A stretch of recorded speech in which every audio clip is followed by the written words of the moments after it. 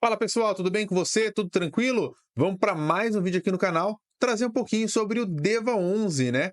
Entender um pouquinho mais sobre o fundo da Devante, como que foi essa inadimplência que bateu bastante no fundo, entender como que está o momento atual também e essa perspectiva para futuro em relação ao fundo.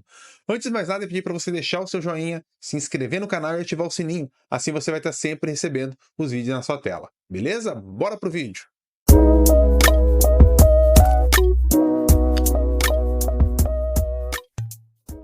Bora lá então, pessoal, trazer um pouquinho mais. Primeiramente, pelo objetivo do fundo, né? Então, o objetivo do fundo é oferir rendimentos e ganhos de capital advindos das aplicações de ativo financeiro com lastro imobiliário, ou seja, os CRIs. Principalmente, o fundo ele vai fazer esse empréstimo para a parte de imobiliários certificados de recebíveis, tá bom? Basicamente é isso, esse é o fundo, tá?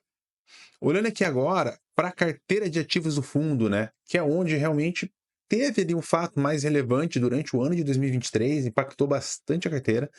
Vou trazer alguns pontos para vocês. Pessoal, só para vocês terem uma ideia, os que estão em verdinho é que está com o pagamento em dia, não está tendo inadimplência. Os que estão em amarelo está em prazo de carência, ou seja, não estão fazendo os pagamentos, ainda tem um período para fazer o pagamento.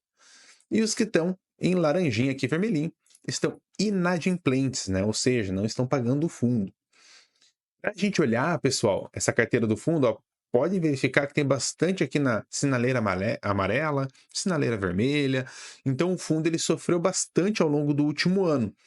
Por que que o fundo sofreu bastante, pessoal? Dá uma olhada aqui na característica do fundo, né? Então, a gente vai entrar aqui, por exemplo, é o CRI da Chemin. Então ele é uma incorporação vertical, ou seja, um prédio. O tipo de subordinação é única, não tem aquela segurança toda dentro dos ativos, e a taxa é IPCA mais 11.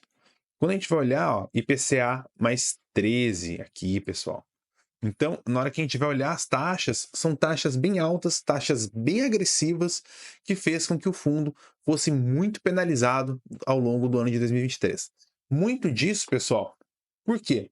Foi um ano em que o juros estava muito alto, a inflação veio muito alto no ano de 2022, então as empresas, além disso tudo, com atividade econômica um pouco mais devagar para os setores nas quais as empresas estão, fez com que a empresa entrasse e desse uma inadimplência para o fundo. Isso penalizou bastante o fundo, eu vou trazer ele com mais detalhe na hora do PVP, mas basicamente o fundo ele teve uma depreciação dos patrimônios de maneira muito intensa ao longo do tempo, tá, pessoal? Então a gente vai ver aqui, ó, só para vocês terem uma ideia, dando mais um zoom. O ativo aqui, o Hope, representa 6,31% do fundo, 5%, 3%, 3%. Então, o fundo ele tem uma concentração dentro de alguns ativos e esses ativos estão em atraso ou mesmo inadimplentes ali com o fundo. Então, isso penalizou bastante, trouxe todo o portfólio para baixo, tá bom? Hoje, como é que funciona, né, essa carteira? Ela tem 85,5% de CRI, 8% são fundos imobiliários e 6,5% é caixa. Das quais 35% é cota única, que é aquela cota com menor segurança, 12% é a cota subordinada, ou seja, que tem um pouco de segurança, 1% mezanino, né, que é uma cota média de segurança, e 36% dentro da cota sênior, que é uma cota de maior segurança, um empréstimo de maior segurança ali dentro do ativo.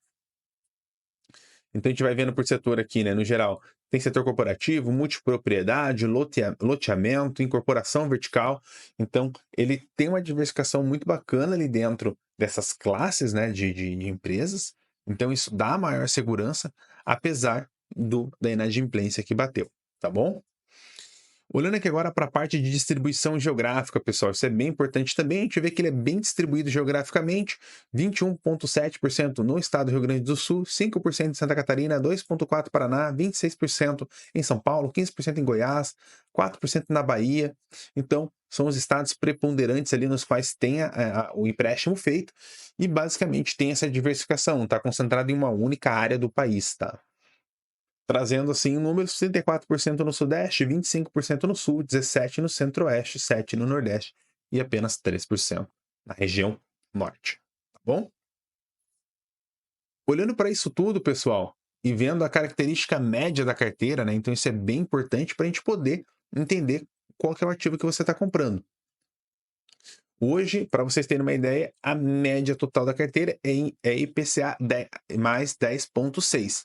Isso para quem comprou no valor a mercado. Hoje, né, pessoal, como o fundo depreciou bastante, você está comprando muito mais do que isso. Você está comprando IPCA mais 25, IPCA mais 30, porque o fundo está valendo 0,4 do PVP, já vou chegar lá.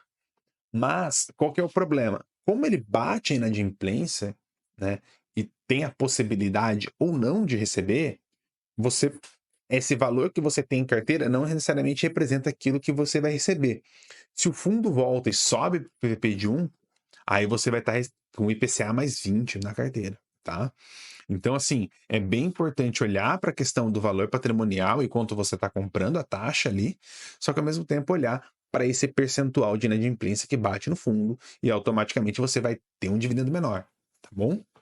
Então aqui, IPCA mais 10,64 a taxa média, INPC mais 9,2, inflação, IGPM mais 9,2, 9,9 e CDI mais 7 aqui, né? Um duration bem curtinho aqui, um duration de 1,9 anos, tá bom?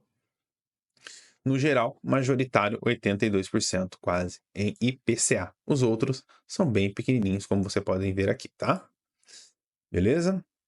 Então, carteira protegida também de um cenário de deflação, tá bom? Trazendo um pouquinho dessas inadimplências, pessoal, o que está abalando o fundo diretamente, tá? Então, vocês podem ver aqui, ó, 30% do fundo com inadimplência, último mês de carência, né, ó, julho de 24, dezembro de 23, dezembro de 23, dezembro. Nos próximos relatórios a gente vai ter uma ciência, uma noção desses que estão em período de carência. Na hora que você vai ver, ó, o Hope, 9% do fundo, WAM, 6,5% do fundo, bem impactante, né? Totalizando aqui 31% do fundo com processo em atrasos, tá bom? E aqui a característica, né? Ó, conforme deliberado dentro de AGE, né? Conforme deliberado dentro de AGE, processo judicial em suspensão da AGE em andamento. Então, basicamente, o fundo está esperando essa Assembleia Geral Extraordinária, né? E está fazendo as conversas, mas ao mesmo tempo não dá para enxergar ainda uma adimplência, né? Ou seja, o pagamento dessas empresas para o fundo, tá bom? Ativos que já totalizaram a inadimplência, né? E que estão pendentes, ó, de resolução por parte da Fortsec, que é uma empresa securitizadora. Hoje você vai encontrar o Gramados Park, né, aqui com 5%, o Gran Viver com 3,6%, Resort do Lago 6%, Búzios B 0,19%, totalizando 11%. Na hora que a gente vai somar os dois, tá na casa aqui dos 42% de inadimplência total. Isso é bem pesado e conforme eu vou mostrar aqui agora, nessa parte de baixo, você vai entender como penaliza o recebível do fundo, tá bom? Dá uma olhada aqui, pessoal. A gente tem aqui a régua daqui para cá, tá? Da direita para a esquerda. Dá uma olhada como que era em abril as receitas, ó. Era na casa de 12 milhões e meio por mês. Olha como já estava aqui em setembro e outubro, né? 7 milhões e meio, 8 milhões e 200. Então a receita ela declinou muito, justamente por causa das inadimplências, justamente por causa também de uma inflação mais baixa. Mas esse valor, ele cai muito devido à questão da inadimplência. Então é ficar atento a isso, porque isso bate bastante no fundo, isso machuca muito, principalmente porque a gente vai olhar aqui a parte de despesas, né? E a gente vê muito mais linear, porque a despesa em si, você pode aumentar a despesa com esse número de inadimplência, porque você vai ter o número de pessoas que você tem dentro do fundo para fazer a gestão, só que você vai ter que pagar ainda custos jurídicos, custos advocatícios, que são caríssimos, e isso vai penalizando cada vez mais o fundo, tá bom? E a gente vai vendo aqui agora, entrando para a parte de dividendos e valor patrimonial, exatamente isso. O fundo, né, no valor patrimonial, ele vale R$ 100. Só que hoje a gente encontra no valor bem mais abaixo, na proximidade ali dos seus 40, 43, R$ 44. Então isso faz com que o fundo tenha um valor patrimonial hoje a mercado de 0,40, com um desconto muito grande. Só que ao mesmo tempo, se caso houver esses pagamentos, basicamente o fundo tende a ter uma valorização e além de um dividendo muito pujante. Mas se caso isso não ocorrer, o mercado já precificou de maneira antecipada, tá bom? Então, A liquidez média diária é na casa aqui de 1,5 milhão por dia, uma liquidez muito boa, e participação no IFIX de 0,45. Hoje entrega um dividendo médio, vou até trazer pelo valor de agora, porque aqui está marcando nos últimos 24 meses 0,86. Na realidade, ele está entregando 0,40, 0,42 ali de dividendo, tá? Então a gente vai olhar aqui no ano a ano, né, pessoal? A gente vê aqui 2021, 2022, 2023, a gente vê esse dividendo em queda acentuada. Muito disso pela questão das inadimplências e também do IPCA mais brando. Então isso vai corroborando junto, em conjunto.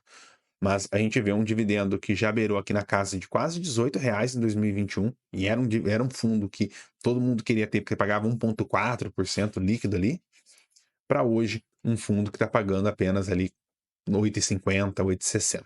Um fundo muito abaixo, anualmente falando, num dividendo que está fazendo ao mês de 0,4%.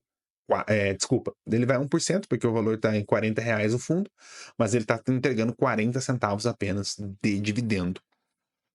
Lembrando, né, pessoal, que eu tirei essas informações do Status Invest, e agora a gente vai para a informação que eu tirei do Mais Retorno, justamente para a gente entender essa questão.